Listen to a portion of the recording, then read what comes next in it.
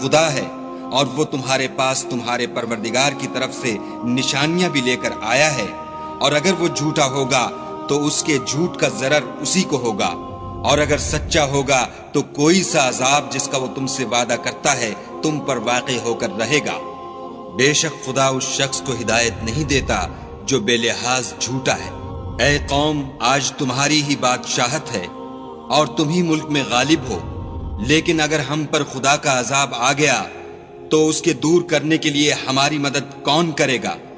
فرعون نے کہا، میں تمہیں وہی بات سمجھاتا ہوں جو مجھے سوجھی ہے،